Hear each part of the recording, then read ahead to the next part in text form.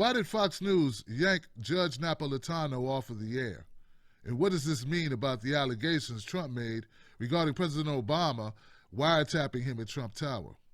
I'm Tim Black for TBTV, and what we're going to do is we're going to go through this and try to get to the truth. LA Times reports Fox News pulls Judge Napolitano over his Trump wiretap claims. Fox News senior judicial analyst Judge Andrew Napolitano is being kept off the air indefinitely amid the controversy over his unverified claims that British intelligence wiretapped Trump Tower at the behest of former President Obama. Fox News did not respond to inquiries about Napolitano's status Monday. Napolitano was conspicuously missing from the network's coverage of the confirmation hearings of Supreme Court nominee Neil Gorsuch, an event in which he typically would have played a very significant role. People familiar with the situation would speak only on the condition of anonymity, said Napolitano is not expected to be on Fox channel anytime in the near future. At this point, I'm sure we're all very familiar with the Trump tweets and how that impacted our mainstream media coverage for several days. During the midst of all of the controversy, Judge Napolitano, he went on the air and he said this. Judge, what do you mean he can't prove it? I thought he could prove everything. We have all the American surveillance and technology at our fingertips. Okay, so the statutes authorize the President of the United States to order the surveillance of any person in the United States of America without suspicion, without probable cause, and without a warrant, meaning he doesn't have to go to a court to do it. So he can order the NSA, which already has the digital version of our phone calls, to transcribe the digital version into a transcript and give it to him. But if he does that, there's a record of the order. Right. So 3 intelligence sources have informed Fox News that President Obama went outside the chain of command. He didn't use the NSA, he didn't use the CIA, he didn't use the FBI, and he didn't use the Department of Justice.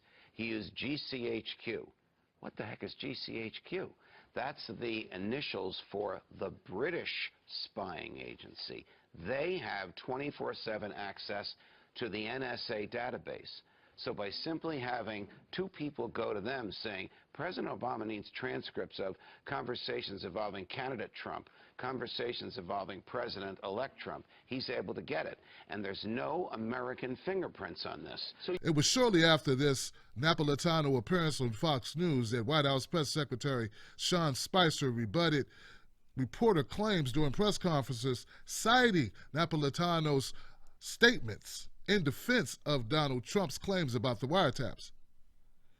As we know, the British spy agency sharply denounced Napolitano's allegations, saying they are utterly ridiculous and should be ignored. That rebuttal did not stop President Trump from citing Napolitano as a source again when he was asked about the wiretapping claims at a Friday news conference. "You shouldn't be talking to me. You should be talking to Fox News," said Trump, who then described Napolitano as a very talented lawyer. Now, all of this brings us to we are now, with various news organizations all debunking Napolitano's claims, various members of the intelligence community rebutting him, and the sudden disappearance of Napolitano. Even independent media news networks, such as the Next News Network, Gary Franchi, have reported that Napolitano was probably quieted by Fox News due to the accuracy, not the inaccuracy, but the accuracy of his claims. Now, I'm not here to argue if Napolitano was correct in his assessment. We all know that the NSA, thanks to Edward Snowden, we all know that the NSA does have this information, that they are collecting our emails, our phone calls. They have all of the metadata, and with the metadata, they can pull what they need to pull. But what I want to discuss is something else that's a lot more plausible, in my opinion.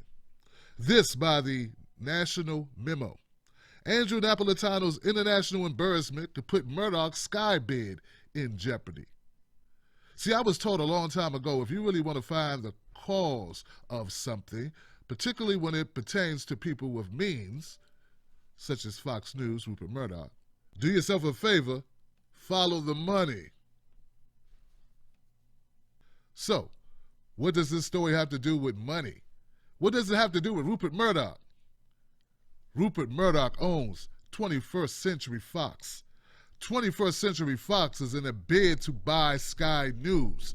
Now, if you don't know, Sky News is the news network, biggest news network, the nation's news network, pay TV operations in the UK, Germany, Austria, and Italy. We're talking about a huge acquisition. Currently, Murdoch's bid is at $14.3 billion.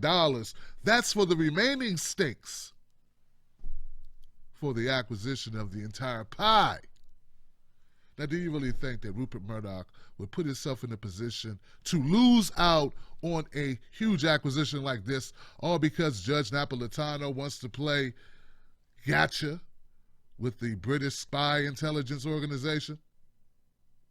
Also, it's important to know, this is not the first time that Rupert Murdoch tried to buy a controlling interest in this company. Back when Sky News was Sky B, he tried to buy it.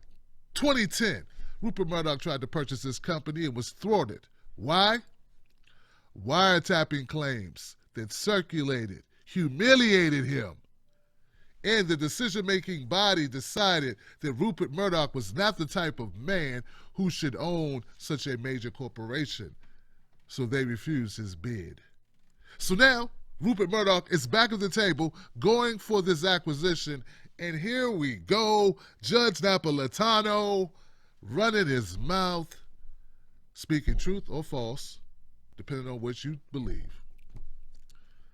And that's not something that Rupert Murdoch is willing to risk. In fact, Rupert Murdoch's Sun News Organization, do you know what the Sun News Organization has been running ever since the Napolitano controversy?